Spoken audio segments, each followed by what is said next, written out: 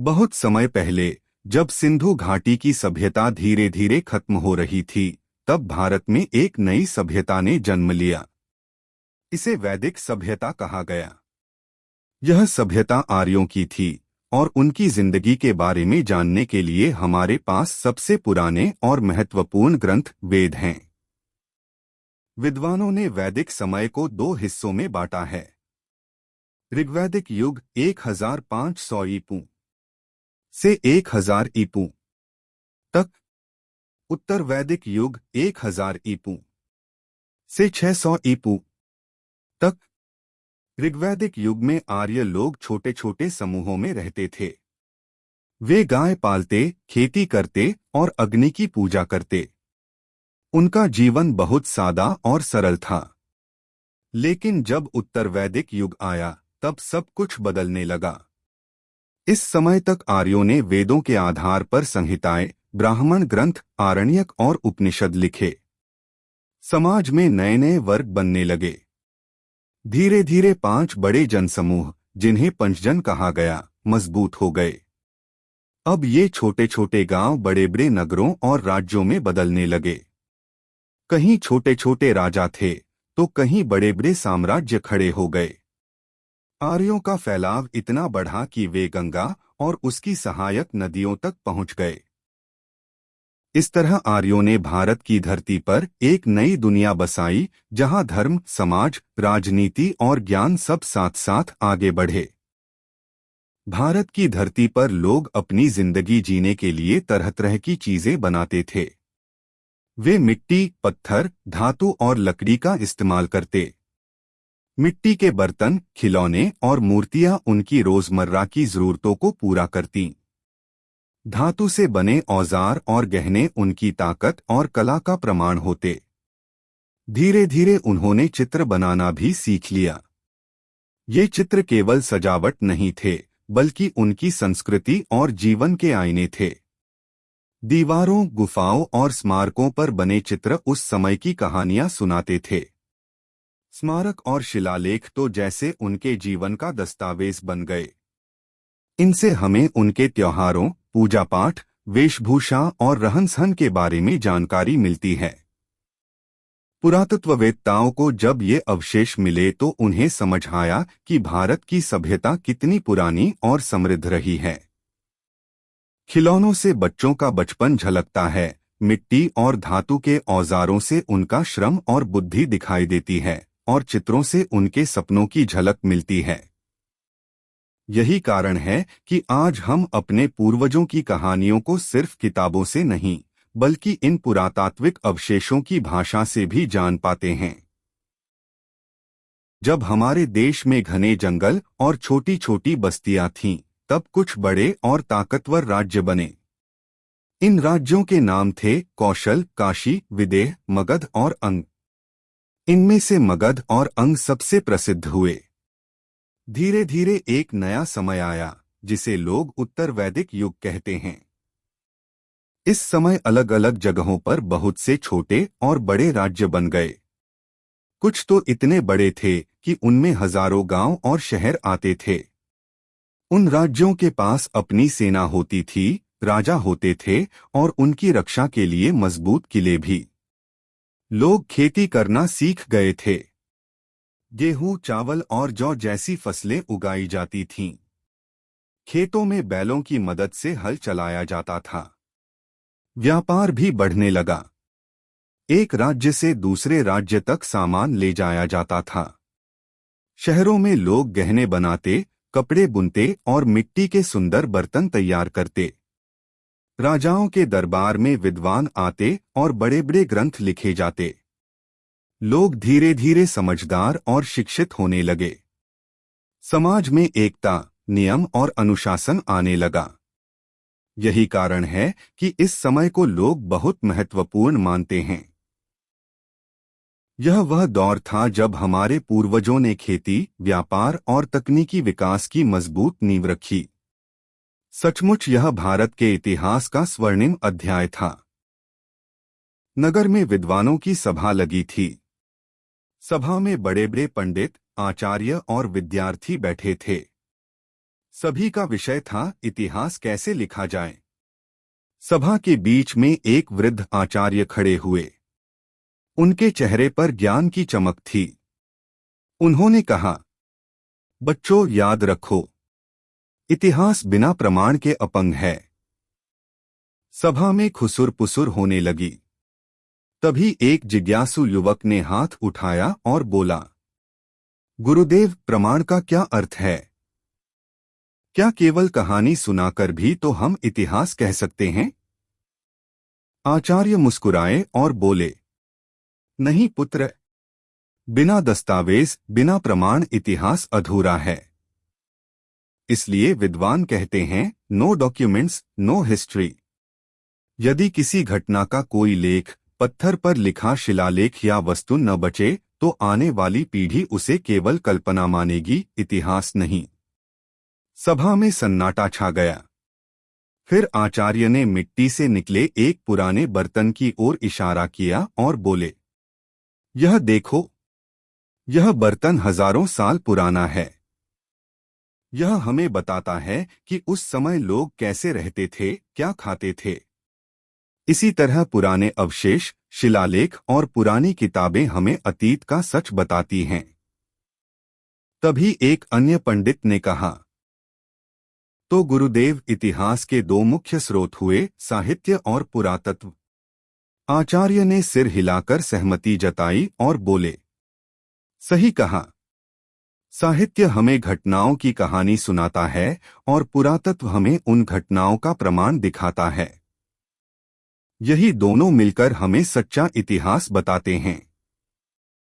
सभा तालियों और जयघोष से गूंज उठी। सभी को यह समझ आ गया कि इतिहास केवल कहानियों से नहीं, बल्कि साक्ष्यों और पुरावों से जीवित होता है। बहुत समय पहले, जब भारत की सभ्यता आकार ले रही थी, तब लोग अपनी बातों, अनुभवों और विचारों को सुरक्षित रखने के लिए भाषा का सहारा लेने लगे। धीरे धीरे इन शब्दों का खजाना इतना बड़ा हो गया कि वेद, उपनिषद, महाभारत, रामायण, स्मृतियां, पुराण, महाकाव्य और नाटकों जैसी अमूल्य धरोहरें जन्म लेने लगीं। यही सब भारत की महान संस्कृति के दर्पण बने। भारतीय साहित्य का संसार बेहद विशाल और विविधतापूर्ण है। यहाँ धर्म, नीति, राजनीति, समाज, अर्थव्यवस्था और इतिहास से जुड़ी हर झलक मिलती है। कोई अगर प्राचीन भारत को समझना चाहे, तो साहित्यिक ग्रंथ उसका सबसे बड़ा मार्गदर्शक बनते हैं। कहानी आगे बढ़ती है। एक समय था जब लोग केवल मौखिक परंपरा से ज्ञान बांटते थे। फिर धीरे धीरे ऋग्वेद, यजुर्वेद, सामवेद और अथर्ववेद जैसे वेद लिखे गए। इन वेदों ने भारत की धार्मिक और सांस्कृतिक जड़ों को मजबूत किया। महाकाव्यों में रामायण और महाभारत ने तो भारतीय जनमानस को सैकड़ों वर्षों तक दिशा दी। इन कथाओं में केवल युद्ध या वीरता की कहानियां ही नहीं, बल्कि समाज, नैतिकता और जीवन जीने का मार्ग भी छिपा हुआ था। साहित्य केवल धार्मिक नहीं था, बल्कि उसमें समाज का वास्तविक चित्रण भी मिलता था। पुराणों में देवी देवताओं की कथाएं थीं, तो जातक कथाओं में सामान्य लोगों के जीवन और अनुभवों का वर्णन था। कूटनीति, राजनीति और युद्धनीति का ज्ञान भी इन्हीं ग्रंथों में संचित था। समय बीतता गया और साहित्य हर युग में बदलता रहा। कभी वह शुद्ध धार्मिक रहा, कभी दार्शनिक, तो कभी मनोरंजन और शिक्षा का साधन। यही कारण है कि भारतीय साहित्यिक स्रोत आज भी इतिहास और संस्कृति को समझने का सबसे विश्वसनीय माध्यम माने जाते हैं। विद्वानों के बीच एक बड़ा सवाल खड़ा हुआ, आर्यों का मूल निवास स्थान कहाँ था? इतिहासकार, पुरातत्ववेत्ता, मानवशास्त्री, भाषाविद और अर्थशास्त्री सभी ने अपने अपने तर्क दिए। किसी ने कहा आर्यों का मूल निवास स्थान यूरोप था, तो किसी और ने कहा नहीं, आर्य तो एशिया के निवासी थे। इसी बहस के बीच एक प्रसिद्ध विद्वान गंगाधर तिलक ने अपनी किताब the Arctic home in the Vedas में एक अलग ही विचार रखा। उन्होंने कहा आर्यों का असली घर तो उत्तरी ध्रुव, नॉर्थ पोल था। इस तरह आर्यों के मूल निवास स्थान को लेकर अलग अलग मत सामने आते रहे। कोई यूरोप मानता रहा, कोई एशिया और कोई उत्तरी ध्रुव। यानी यह पूरी चर्चा एक रहस्यमय कहानी की तरह लगती है, जिसमें हर विद्वान अपने अपने तर्क और प्रमाण से आर्यों के घर की तलाश करता है। जब इतिहास के पन्नों पर सभ्यताओं की कहानियां लिखी जा रही थीं, तब सूर्या नामक महान जनजाति का जन्म हुआ। यह जनजाति धीरे धीरे फैली और दुनिया के अलग अलग हिस्सों में जा बसी। मिस्र, ईरान, यूनान, रोम, यहाँ तक कि यूरोप के बड़े देशों तक इस जनजाति के लोग पहुंच गए। विद्वानों का मानना है कि यह जनजाति ही बाद में आर्य संस्कृति का आधार बनी। इतिहासकार बताते हैं कि इस जनजाति के लोग बहुत बुद्धिमान, साहसी और खोजी स्वभाव के थे। वे जहां भी गए, वहां की भाषा, संस्कृति और जीवन पर गहरा असर छोड़ते गए। यही कारण था कि भारत में भी आर्यों के आने से एक नए युग की शुरुआत हुई। भारत की धरती पर जब आर्य पहुंचे, तब उन्होंने उत्तर पश्चिम की ओर से प्रवेश किया। पंजाब, अफगानिस्तान और कश्मीर के रास्तों से होते हुए वे भारत के अलग अलग प्रांतों में फैल गए। उनकी सभ्यता ने यहाँ की भूमि को नई ऊर्जा दी। धीरे धीरे आर्यों ने सिंधु और गंगा के मैदानों में अपना वास बनाया और यहीं से भारतीय संस्कृति की नींव रखी गई। सीमाओं की दृष्टि से देखें तो आर्यों का विस्तार बहुत विशाल था। पश्चिम में कपिसा, आज का अफगानिस्तान, पूर्व में गंगा का मैदान और उत्तर में हिमालय की तलहटी तक उनकी उपस्थिति रही। दक्षिण की ओर वे धीरे धीरे आगे बढ़े। कहानी यही नहीं रुकती। आर्यों के आगमन ने भारत में धार्मिक, सामाजिक और सांस्कृतिक जीवन को गहराई से प्रभावित किया।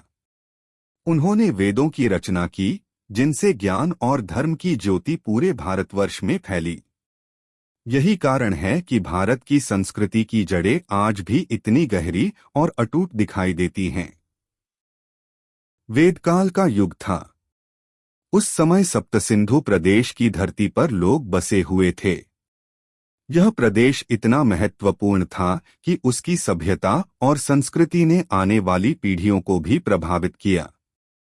यहाँ रहने वाले लोग अपने जीवन को नियमबद्ध और मर्यादित ढंग से जीते थे। सप्तसिंधु के लोग साहित्य, संस्कृति और धर्म से जुड़े हुए थे। वेदों में वर्णित ऋचाएं उनके जीवन का आधार थीं। वहाँ के लोग रीत और धर्म को सबसे ऊंचा मानते थे। उनके लिए सत्य और धर्म की रक्षा ही सबसे बड़ा कर्तव्य था। इसी वजह से उस समाज को ऋत संहित और धर्म संहित समाज कहा जाता है। उनके ग्रंथों में लिखी गई बातें और परंपराएं इतनी गहरी थीं कि आज भी हमें उनमें से प्रेरणा मिलती है। हालांकि समय बीत जाने के कारण हर बात स्पष्ट रूप से समझ में नहीं आती, लेकिन फिर भी वे उस काल की महानता और जीवन शैली को दर्शाती हैं।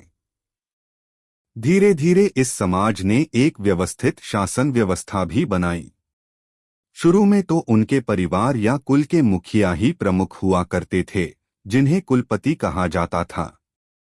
लेकिन जब समाज बड़ा हुआ तो एक संगठित रूप में राजा की संकल्पना सामने आई। राजा का चुनाव पहले तो जनमत से होता था, लेकिन बाद में यह पद वंशानुगत हो गया। इस प्रकार सप्तसिंधु की यह भूमि केवल धर्म और संस्कृति की ही नहीं, बल्कि एक व्यवस्थित समाज और शासन की भी जननी मानी जाती है। ऐसी ही मजेदार और रहस्यों से भरी कहानी और बातें जानने के लिए हमारी YouTube चैनल को सब्सक्राइब करें। साथ में वीडियो अच्छा लगा हो तो वीडियो को लाइक करें और वीडियो कैसे लगा उसके बारे में कमेंट करें। धन्यवाद।